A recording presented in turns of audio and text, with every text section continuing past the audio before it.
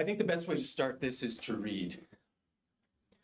AI leads to significant productivity goals for businesses. AI-powered education revolutionizes the learning experience. AI creates new job opportunities in technology and data fields. AI helps tackle climate change through more efficient energy use. AI systems perpetuate and amplify bias and discrimination.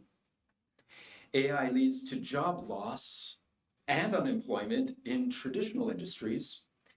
AI raises ethical and privacy concerns in surveillance and decision-making. By a show of hands, have any of you encountered these headlines before? If not, this is the brave new world we are in. This is the world of artificial intelligence, where we get to question the very nature of intelligence, which is good, not bad. So today, this panel that has been assembled with faculty and residents, I'm very happy to share with my colleagues today when we dive into what is the use of AI, and specifically generative AI, and how is it being integrated into the classroom? And if not, why not? These were my provocations to my colleagues who will come up today. I wanted to also, reflecting on what Simon said, it's like we planned this. It's crazy, unless you use the same GPT-4 prompt that I did. I used a different one.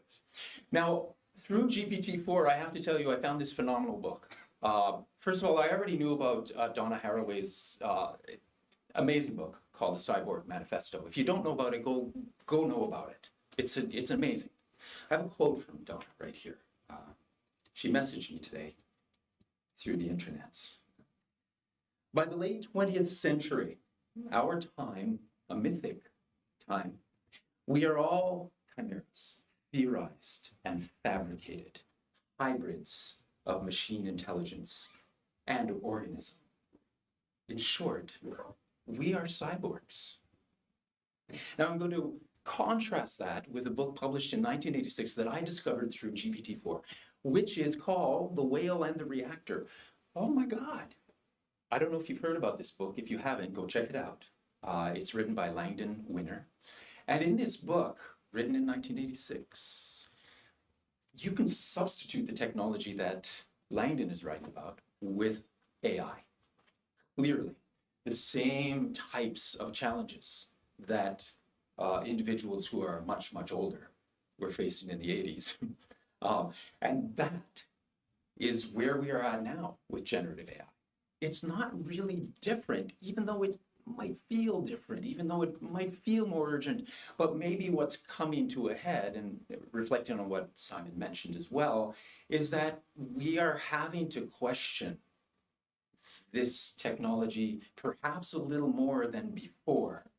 Awesome, especially critically, which we have to bring that critical lens to any technology. And we are less, and I'll quote a term that Winner used in his book called tech somnambulism, which is, in a way, reflecting back to what Simon was saying, kind of a falling asleep as these new technologies come to play. And in a way, while we're sleeping, they become accepted, right? Did any of you write to Apple and say, I don't like Siri. I don't want it on my device. I don't want you to force me to have it on my device, and I want you to make it easy for me to actually not have it on my device. Did anyone in the room write that? No? So we can go back in time. We can go back, as Winner does in his book, in time to earlier technologies. One that was mentioned in this book that kind of blew me away. I kind of had this feeling about it, but the book reinforced it. In the 1940s, in California, they wanted to mass produce. They wanted to harvest tomatoes en masse. So what do you think they did? Well, we already have that technology now, but it was made in the 40s.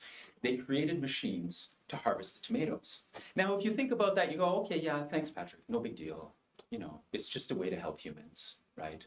It changed the industry forever. But this is what I didn't know. In order for the machine to harvest those tomatoes, those juicy tomatoes, the tomatoes had to be modified to be firmer. In other words, it changed the taste of tomatoes in that time as well. So if you understand that, then you start to, that we connect the dots, right? What are the implications of technologies that are helpful to humanity or harmful to humanity? And AI is no different. And we have to consider that as we start to talk about it and we start to make informed decisions as to whether or not we individually and as institutions, as organizations, how we adopt it and when we adopt it, and to have that clarity. So I thought I'd just preface this discussion with that. And now, starring colleagues, and Simon, this is your exit strategy. Thank you. So, while John comes up, John Festinger, everyone. Yay, let's applaud. Thanks, Simon. Have a seat. I don't know, it's really complicated. There's too many chairs for how many of us are present. But so if anyone wants to come up and speak as well, there's a chair. I'm not going to give bios yet. I'm going to allow my colleagues to do so. But John is a close colleague, has been for a long time, is in law. We met at the Center for Digital Media, at the Master of Digital Media program. We've talked together. We've done audio podcasts, vidcasts together on these weird platforms you probably never heard of, Meerkat, Periscope. This was before streaming was Facebook, Meta, sorry. So John, happy to have you and join the conversation today. I also want to introduce Melody Wong from Education. Yay, Melody. And Melody's a recent member of the EML faculty in residence. Really happy to have Melody join us today in the discussion on, since we're talking about education, oh my God. Great. Susie, lovely. Yay! Happy to have Susie join us today. Again, I'm going to let everyone intro themselves for moments. And but Susie's been part of EML for quite a number of years now, at least 3. At least 1. At least 5. I have a really good memory for the last 3 years. It's pandemic years, so yeah. Yeah. And also, we're going to be joined by Reed Patterson today as well. And again, I will let everyone introduce themselves. So before we start into our conversation and provocations. So happy to have all of you join us, and let's get to talking. I think I might need a mic for everyone else. So. Hi, my name is Matt Yedlin, and I am an associate professor in the Department of Electrical and Computer Engineering. I teach a course in machine learning. It's a graduate course. Currently, I have 66 students. Its demand is incredible. So I want to summarize a little bit about GPT and the consequences. I've got some keywords here to set the tone. GPT stands for Generative Pre-trained Transformer. It is the class of models called LLM, Large Language Model. And the LLM is based on a brilliant structure invented by Google in 2017 in a paper called Attention is All You Need. And that sets the stage of transformers. And transformers are basically statistical similarity measures that allow mapping of one sequence to another. And that was originating from Google's translation projects. Now, what's really interesting about transformers is they look at the statistics of sequences. It is purely statistical. And then given the status of a prediction at time t, we predict it at the next time interval t+1. If you have enough statistics, and we're talking trillions of words, then you can get a very good model in doing these types of predictions. Therefore, you can expect that GPT will be great on procedures. Absolutely wonderful. Where it fails is the nuances. And for example, in translation, idiomatic expressions will not be translated appropriately. So where does that leave us? If we have procedures, those procedures can be handled by GPT very well. And that means in the university, we have to shift our learning from a lot of procedural-based stuff to more of the nuance, the equivalent to idiomatic expressions in language. Also, there's huge ethics problems in GPT. And one of the main ones is who's going to work if GPT-type software eliminate, and it already has, eliminate many jobs that are based on procedure. Where does the future hold? Well, some people like Jeffrey Hinton say there's a 1% chance that GPT and these kinds of algorithms in the future could be superhuman and extinct us all. So I leave you with that. It's really important that we have a conversation on the future given the context of what I just said. Thank you. Starting with Susie. So tell us a little about you and how you chanced into generative AI. Okay, whatever. That's a lot. My name is Susie LaValle. I am the academic director for Vantage College here at UBC, Vancouver. So in my role at Vantage College, I deal with academic misconduct from time to time. But primarily my colleagues at Vantage teach linguistics, so it's a little bit of a crossover with Melanie's work. And they are doing some really cool, neat things with generative AI in their language courses. So I'll be maybe sharing from both of those angles. In the other part of my life, I am a professor of teaching in the Faculty of Forestry and adopt the most low-tech ways to take students out into the field and do silly things. So there's that too. Nice. We all wear multiple hats. John. Hi, I'm John Festinger. I have been adjunct faculty in the Faculty of Law since 1993, which people keep reminding me of. I suppose, you know, for the purposes of this, I'll say I've been a media lawyer my whole career. Started out as a freedom of expression lawyer for newsrooms, wrote a book about video game law in 2005. And I think, subject to what Saeed says, I was one of the original faculty in residence at EML and remain so today. That's really old. Yeah, despite a fear of being fired at any minute. I'll say one thing that may serve as an intro to what comes next. I had the most amazing semester. I think that I ever had, but you know, it's a little bit like the Olympics, where the head of the Olympics gets up every year and says, every Olympics and says, this was the greatest Olympics ever. So I wonder if I'm doing that, but I taught intellectual property law and media and entertainment law and had about 15 overlapping students and about 20 to 30 non-overlapping students in each course.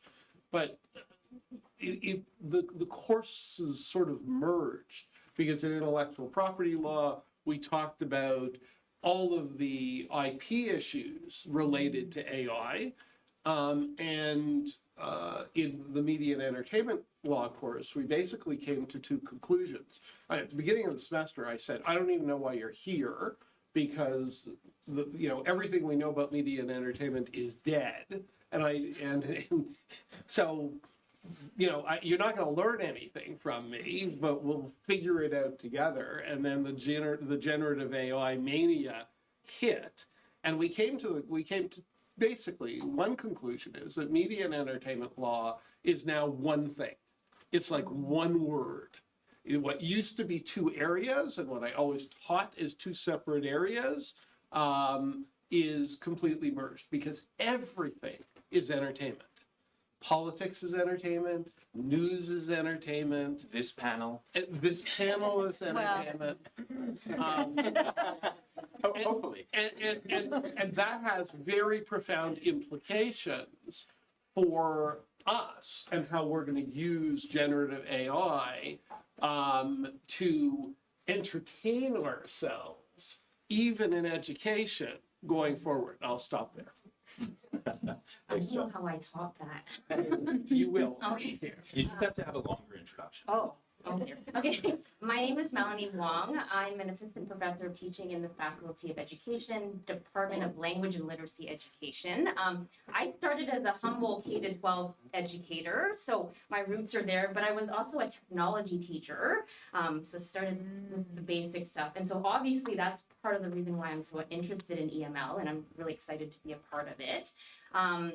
What else could I say? My research looks at technology-enhanced classrooms. So if anything, this is a very big deal for our K-12 kiddos because they start off there first and then move in there. And then now that I've moved into a UBC role, teacher education, generative AI are things that are very important to have discussions about as we prepare our pre-service teachers for the realities of the world and how do we prepare our K-12 kiddos for the future. So that's my introduction.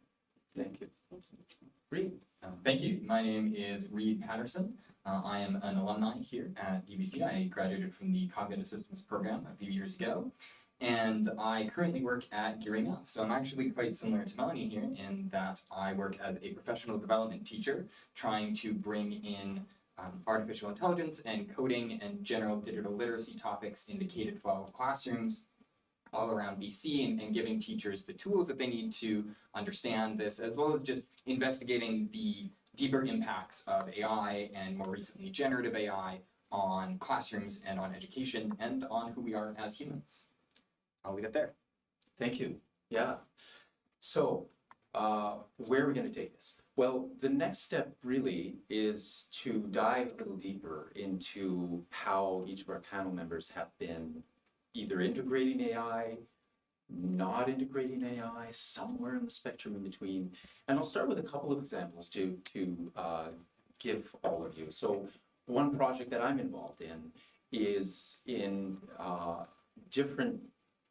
was using GPT-3, GPT-4, and other NLPs in order to generate different scripts from the corpus of Shakespeare's large body of works.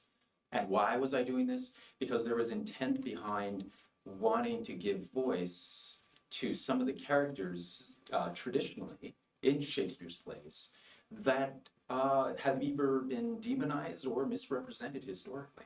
So I wanted to see, well, as an experiment, using the language of Shakespeare, how can we create new script? So this has been ongoing since actually, I'd say around October. Here's the tricky thing. The first thing that GPT-3 said in November, I remember it clearly. It said, well, of course I can't. How could I recreate the language of someone who lived in a different time period? And there's no possible way to replicate that language. It's its own thing.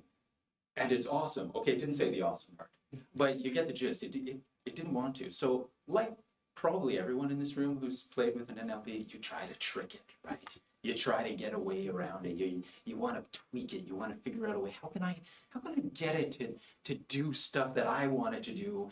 Maybe for trickery, maybe for critical commentary, maybe to show the bias behind that data set, and how it's classified and how it's labeled and how certain truth statements, I meant hallucinations, become generated through that medium. So my experience with that have resulted in a collaboration that we'll talk about at some point today with solid motion capture with Derek, who's here, with actors from theater and film who went into the studio and have actually done these 3 monologues, one from Portia from Merchant of Venice. The other, Mackie, because I can't say, the name of Mackie. I think you'll guess Mackie, Mac something. From that play, reflecting the historical misinterpretation of Mackie. And the third one was Shylock from the Merchant of Venice. So they're tough characters. You'll see the results in collaboration with the library on this, because we're bringing them now to different technologies such as augmented reality and virtual reality. So this is an example.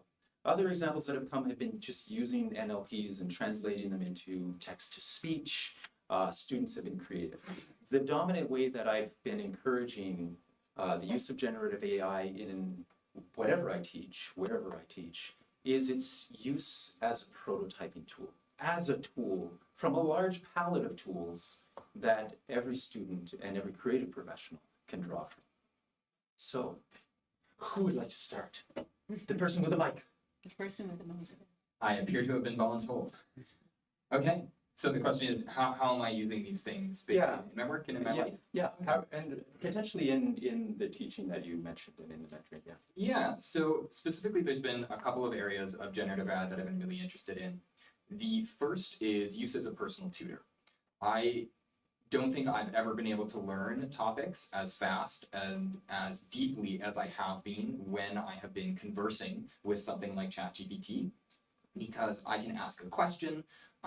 For example, I was trying to learn about how transformers work and how ChatGPT actually works. And so I was able to ask it the question and it gave me an answer. And I was like, this is too technical. I don't understand what you're saying. Can you please make it about 20% simpler for me?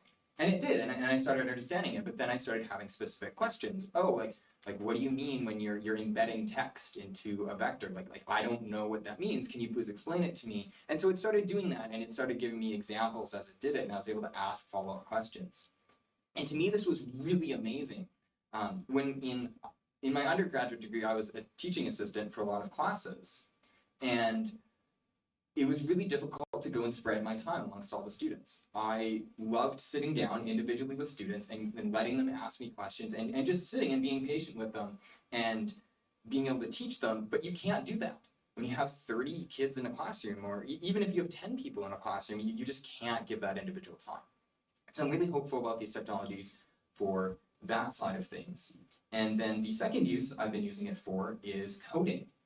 There is a really difficult period in coding, especially when you're teaching kids about it, where you're transitioning from block-based coding and these like basically pre-made components that you stick together into actually typed coding, where you're actually starting to work with the syntax, you're starting to type into individual characters, and you're transitioning over to like a real programming language like Python or something like that. A lot of kids really struggle with that. Making that jump is really difficult. And I'm quite hopeful for something like generative AI because you can start to explain to the computer in more natural language terms what you want it to do, and it will generate code for you, and it'll even teach you about that code and what it's doing. And so I'm really excited for it as an educational tool in that way. And I'll leave it there. That's great. Yeah, thank you. And just before we move on, I'm going to introduce someone that I forgot to introduce because I'm a bad host, and that is Lindsay from the Department of. Yeah. Let's block. Wasn't in the front row, so I just completely. So, hi. No, I feel bad because I forgot. No, don't feel bad. I was saving you because the best for last. So, can you just tell us a little bit about yourself? Sure. Hi, I'm Lindsay Rogers. I'm an assistant professor of teaching in biochemistry and molecular biology. I've also been a faculty in residence at Emerging Media Lab for a few years. And yeah, I guess later in the discussion, I can talk a little bit about sort of the impact that generative AI is having in sort of medicine and biochemistry. Awesome. Great. Yay. Welcome, Lindsay. So, John, did you want to speak next, or Melanie? In terms of... Okay, well, since I've got the mic now, I won't give it back. I was thinking a little bit about your question, Patrick, and just sort of thinking about the work and adding on to what I did with my introduction more specifically. So I have said to you that my job is to teach teachers, right? And pre-service and also in my online MEd program, which is literacy-based. So going back to Simon's conversation about digital literacies and the importance of it right now in the province of British Columbia and beyond, certainly I think about how do we prepare our teachers for that future? How do we prepare them? Because as you know, generative AI continually changes and evolves and gets better. And how do we sort of get them ready and build their capacity so they can have those conversations with their K-12 kiddos? So again, going back to that classroom base, because we think about K-12 moving forward. So for me, I think about sort of what about digital citizenship? So going back to Ribble's work and sort of thinking about how do I prepare a kid to sort of think, okay, when I am interacting with generative AI and it's potentially spitting out things that is not really appropriate, how do I judge it and be critical about what's being produced?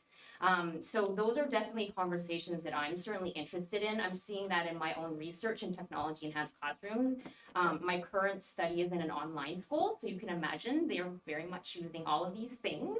And even when I think back to the previous study I did way back in 2015, they were using an AI chatbot, that was part of my data, with grade 5 students, so elementary students, and they were having very inappropriate, well, what we would deem inappropriate conversations with this chat box. So like, how do we have those conversations? And yet this weekend, I was reading this article in the New Yorker, and there was something else that sort of popped up for me too, as well, is talking about copyright, which I know John probably has lots to say about. But I was thinking like, you know, like what about that the intellectual property, if we want to say, around that, and artistic freedoms that they're putting that in there. So that's part of the conversation and the works that I'm very much interested when it comes to generative AI. But also I wanted to as well in the current study, how teachers have commented to me about how they're using that to generate level text for their students. They're using that technology, ChatGPT, in ways that like we never thought would be that useful, but it is very useful. So sort of debunking that myth that this is not bad. It's bad, it's actually good. So that's certainly my work. I hope I answered the question. Yeah, for sure. Thank you. John, you've been dying for that mic. I don't know that that's true. All right, so I'm going to deal with the elephant in the room whenever we're talking about AI. And the elephant in the room, which reared its head, in January, was, can I use ChatGPT to generate my paper, or a draft of my paper, or my talk. or yeah. Because my whole intro was no. So I'm now going to move to a very different place. And it was actually twigged by your comments, which I really appreciate. What do I really want to use ChatGPT for in my life? I want to learn to code. Like I really, really do. That's when ChatGPT came along and these AI technologies came along, I thought, oh, good. Maybe I can code. Maybe I can build a video game. And hold that thought, especially if you're a teacher, to have some empathy for what your students are going through. Because when they say, can I use this for my paper? They're thinking, I want to have the best possible term paper. I want to produce the best possible work. Now, the other advantage and disadvantage I have is that I am much, much older than my colleagues here. Yeah. And so I remember when the Texas Instruments pocket calculator came along. I remember it in real time, right? Sorry, can you define that for the younger? Yeah. Calculator, they still use it in high school. So you know what they are because you had to buy one in grade 11. And I remember when it came along, and this was going to be the end of education and the end of math. I remember when word processors came along, and that was the end of penmanship, and it probably was, to some degree, but it wasn't the end of fonts. It wasn't the end of calligraphy. It wasn't the end of all, in fact, in some ways, it triggered the start of those things. I remember Google was the end of education as we know it. So what do I do? And I'm not going to be much longer, but how did I deal with this? I said, well, you know what? We have plagiarism rules. And here's your problem. You don't know what ChatGPT is doing. And so use it to generate sources, use it to generate indexes, use it to generate outlines. If you're going to use it to generate actual text, you're going to have to really, really research that. Don't know if it's worth it because you're ultimately responsible for that output. So you're going to have to decide. But you're adults, you're in university. It's a slightly different problem than K to 12. The other thing I just want to mention, final mention, is last week, about a week and a half ago, I got an email from a colleague at the law school, Alexandra Flynn, who's a fantastic, fantastic professor. And she said, can you meet with me? And I said, sure. And I went in. I wasn't totally sure what she wanted to meet about. She wanted to meet about her advanced research course at Allard. And did I think it was a good idea to incorporate ChatGPT research into her course? And I mean, I couldn't have been more excited. It was a fantastic idea. And we spent a couple of hours figuring out the pedagogies, if I could call it that, of how to get law students who need to know this because it's going to be the rest of their career, to figure to create exercises where they research ChatGPT, look at it critically, know what to look for, and can be assessed on that. Anyways, that's more than enough, comment. but Yeah, that's, thank you. that's where we are, and I think it's a great thing. Thank you. So, John, when you've learned programming, let's talk. UBCIT would be a good prospect. And in case those on YouTube couldn't hear the question, apparently John's getting a new job. Saeed will probably give you a good rest. I hope so. I'll pick this up from sort of a language and language learning angle because secondarily, I get experience with this. My colleagues at Vantage College are teaching English as additional language learners, and these students are learning how to write in academic registers.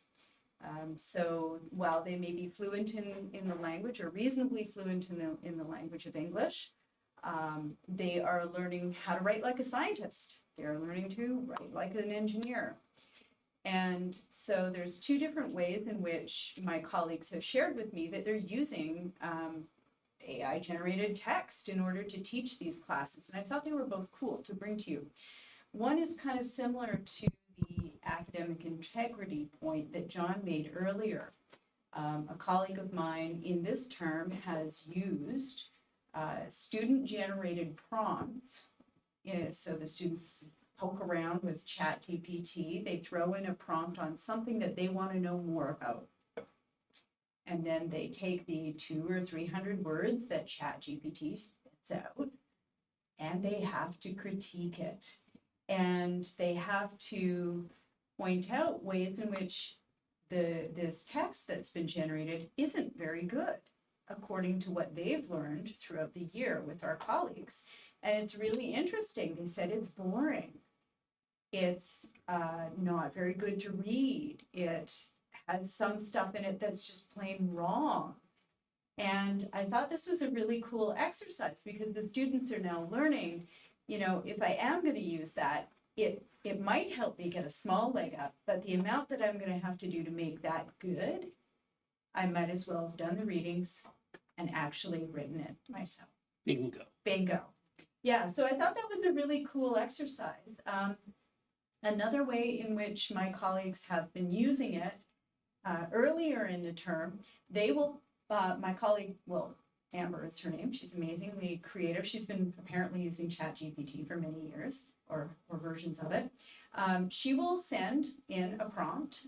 She will enter in a prompt, get it to generate text that's written from a standpoint that's not necessarily scientific or appropriate, and then the students have to edit it themselves and critique it. So sort of a similar exercise, but instead of a student-led prompt and a student-led critique, she's actually using it to generate the text for analysis and for exercises. Nice. So I think it's a really, I could go on about the implications to academic integrity, but I think That's great. I think those two exercises are quite cool. Yeah, thank you. So what about biochemistry? Patrick, you're almost gonna forget me again. Oh, wait. Yeah, so in sort of biochemistry and molecular biology in the Faculty of Medicine, I know this isn't quite generative AI, but AlphaFold has had a huge impact on our field. Some of you here are probably familiar with structural biology, so this is a field where we're determining specific structures of biomolecules, things like DNA, RNA, and proteins. And we have an experimental database called the Protein Data Bank, which has about 300,000 determined protein structures. And through AI, we now have AlphaFold, which has about 200 million. So the biochemical kind of research field of structural biology has been changed really significantly by AI. And we now teach a lot of our undergraduate courses using AlphaFold, where we were restricted for many years teaching using experimentally determined biomolecule structures. I guess we also have I've had lots of discussions with students in my courses around sort of the use of generative AI in sort of pharma, biomedical research, and healthcare. And in that space, I think students have been more sort of critical in discussing kind of the current kind of limitations of ChatGPT. And then we talk about things like, well, what are the biases in terms of, patient biases, biases in terms of who's enrolled in clinical trials and clinical studies in research. And I guess the students have really also talked a lot about sort of limitations of ChatGPT in its ability to generate an effective kind of opinionated piece or argument, which is really important in my teaching. And sort of, an interesting question is, we talk about sort of the resources and the costs around sort of clinical trials for developing a new drug. To what degree would we currently or in the future trust a drug that was, designed and tested to what extent using AI as opposed to traditional kind of clinical workflow. So I've had lots of interesting discussions with my students in those kind of spaces. And then I guess I would mirror what Reid said in sort of the field or space of computational biology. We're using ChatGPT a lot for sort of generating code. Thanks, Lizzie. Yeah, so hang on to the mic because it's a good transition into the next prompt. And that prompt's related, it comes from a place of understanding biomedical visualization students that I tasked to create a prototype, and then the end of the assignment was followed by good luck. And the reason that is because when you're talking with body parts and asking text to image generative AI, you're asking for different body parts. There's a natural filter that occurs because of the not safe for work implications. I will put it that way. So in terms of that, and that field of biomedical visualization, there is very little concern at this point, no matter how photorealistic something gets, because of all the filters that censor what these different generative AI systems can produce. That could change if these machine learning models are actually part of a specific company and they populate it with their own data set. That could shift. But in terms of the accuracy, oh no, it's hideously off. As we know when we put in hands and we get, anything but hands. In fact, if you want a fun prompt, put in cat hands, see what you get. It's disturbing, but fun. So this leads to this question about, should we believe this myth that it's disrupting jobs, the industry of employment? I mean, the broad strokes of it are ridiculous, right? When we see these headlines. But it's a common trope. I'm going to say, with technology. The technology will always disrupt. Within the fields that you're each familiar with, any insights there, anything you've been reading or hearing about? And I think you all touched on a little bit. So maybe just zone in on that for a second to see. Yeah, I think I did touch on this a little bit, but I Yeah. think I'm not going to take too long because I think we're wrapping this up. But in terms of kind of, yeah, I think the question is sort of to what extent students I'm teaching will this impact their kind of careers more than working? And I guess in that space, most of our students go into either biomedical research or kind of healthcare careers. So we are, not yet, but have lots of conversations with students around sort of what they can expect in terms of generative AI impacting patient treatment plans in medicine, biomarker discovery, analysis and management of high throughput data like genomics data. And then similar times sort of in biomedical research, to what extent are we going to see AI really contributing to kind of drug development pipelines and things like that? Nice, thank you. That's great. Okay, so yeah, 60 seconds. Go. I do see this impacting jobs in some ways. There's something that's been called the AI fallacy, which is you think that AI has to replace 100% of a job before you can start getting job loss. That is not true. If something can replicate 80% of a job, it doesn't mean that you're going to fire everybody, but it could mean that you hire 80% less people. And we've seen this in things like grocery stores. Like there might have been a lot of clerks who used to be checking through items for everybody, and now there might be a single clerk who is, overseeing 6 or 7 of these things. So he doesn't need to be able to do 100% of a job in order for it to be disruptive. But I think that there's a positive sense here, which is that if people can learn to use these technologies, they can really make you an expert at a lot of different things. They can really, I want to say, increase your output in a lot of quality ways, even just from a perspective of gathering information. I'll pass it on because I know we're short on time. But Thank you. Yep. I agree with everything that's been said. And I'm going to make it short and just say that it gives me a job. So if anything, it makes my research really exciting when I talk to children and adults about AI specifically. So that's all I'm going to say. In 1993, Wired magazine published an article, I think it was a cover story, Copyright Law is Dead. Copyright law is the most vibrant area of law. That was 1990, subject, 30 years. Yeah, the subject that has been the fastest growing in terms of practicing law. Lawyers are also a particularly persistent virus. We don't go away easily. That said, I actually think the effects can be very positive for the reason you described. Yes, a lot of the mundane things that are done, especially by articled students and first and second year associates, will be done by ChatGPT, which will actually give lawyers the opportunity to think better and harder about the rule of law. But all the 3D animators I know love reading. I'll end it there. I'm going to put on my academic misconduct hat for a second here. I know Patrick was waiting for me to play the bad guy. I know that a lot of colleagues have had moments of reckoning about the way that they evaluate students' writing, the kinds of markers that we would look for. What does qualify as good academic writing in undergraduate programs? What can we expect students to produce? How do we evaluate that? How do we detect and look for automatically generated text? And then my challenge becomes, what do we do when we suspect that that's what we've got? When we find that, how do we interrogate that? How do we ask the student about it? What sort of markers? What are the hands of ChatGPT, so to speak? The hands, that was my phrase. I was coining it and you just stole it. That's really good. I had copyright, John. I'm with you. It's an idea. John was present when I said that I had copyright. Except that you see, there's no copyright in an idea, but we'll deal with that. I'll hand it back to this thief. Great. Well, thank you very much. I'm going to hand it to Matt in a second.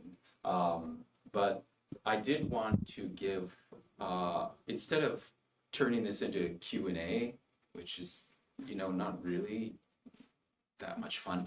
Does anyone have a strong opinion about anything that we talked about? Or a weak opinion, could be weak too, in the audience that they wanted to share this? I'm happy to open the mic up for that. Yay, Martin. Do you want, you can talk about I it. can talk about it, yeah. So it seems like from the general perspective that the panel is pretty optimistic, has a positive view of going forward, with like 2 caveats. I want to know what the panel's thoughts on are whether or not we, as a society, maybe even a species, are even ready for such a revolutionary tool. Patrick, I think you're overlooking a little bit like the fact that this is not the same as other revolutionary technologies. Like electricity. Right, yeah. It's on par with electricity. But like electricity really took away a lot of like 80% of the jobs, or covered 80% of the job, right? And like that was really huge. I don't think, and this time we're looking at like something that is hitting all different fields. And I don't think, in my opinion, I don't think. Good, I'm glad, because I was gonna say, what do you think? Yeah. Before you ask us what we Yeah. think. I don't think that most industries are ready for the complete disruption. And like most people are not having these conversations. This tool is going into the hands of people who are like uninformed, don't know what it is. They think it's gonna make their lives easier, but I don't think we're not structured. Like how are all these people gonna lose their jobs? Like how are you gonna get compensated for that? I'm greatly concerned about that. It So I would be wanna a know- grave mistake to think that we're all super informed on this either. I think there's a lot of learning going on, and it's learning as it's happening in our fields and in our portfolios, and that's a really challenging thing. So I have zero training in AI technology, and even in misconduct detection. I have none. I have to learn it myself. Am I an expert? No, I never will be, but yeah, I think that's one of the challenges, that we can sound like we know what we're doing. I just want to deal with one small part. And I do think there are some tremendously challenging issues here, especially around personal agency in the future, that can be removed by, anyways. What was the small part that I wanted to do? I'm going to pass, and we'll come back. Not everyone I on the know it. panel has to speak to this issue. So I remember any number of technologies coming into law firms, photocopiers, computers the first time they came. You are old. Yeah, I am. I had the first computer in my law firm, put on my desk by a client. Actually, that's important. And the reason, and all of this, all the promise was what you said. We're going to have more time. We're going to be able to balance our lives. None of that was ever true. They were all tools of making us work much, much harder. In contracts, you would draft up a contract, you'd put it in the mail, the other side would get it like in a week, and then you could debate with them the contract. Now they get it in an hour and they're on the phone that afternoon. Everything the hamster wheel just kept speeding up. And I think that's one of the real problems here. Whether that will cause jobs or add jobs, I have no idea. But the hamster wheel is getting faster, not slower. And one more voice, and then we will close. Oh, I would actually love to respond to that. Oh, Okay. I think that there is a question that we need to ask here, basically. With the replacement of jobs with AI, it is going to happen. And it's not whether or not it's going to, it's how big is it going to be and how fast is it going to happen. Technology has always replaced jobs. We've just been fortunate enough that we've been able to add new jobs at a rate that matches the fact that we've been losing them to technology. And we've managed those transitions so far. If that progress speeds up too much, we are going to end up with a gap. And we might eventually fill it, but there might be some really uncomfortable couple of years. And I think the question that we need to end up asking here is, how much of our work do we want to be human, and how much of it do we want to be a machine? How much of ourselves do we want to be human, and how much of it do we want to be a machine? And if we can get that balance right, and if we can actually replace the mundane work with a machine, and we can stop trying to, educate humans to basically be machines, I think we're going to end up better off. But if we can't do that, then yes, there'll be problems. Awesome, and we're gonna Close. One more thing. Has anybody seen that there's a new job on exactly this point, query engineer? Yeah.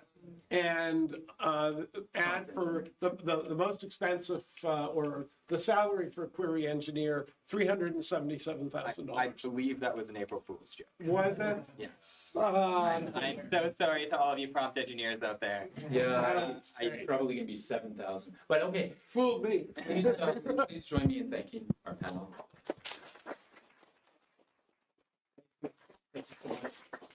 We're gonna move into the next section. I'm gonna hand it off to Matt, and thank you so much.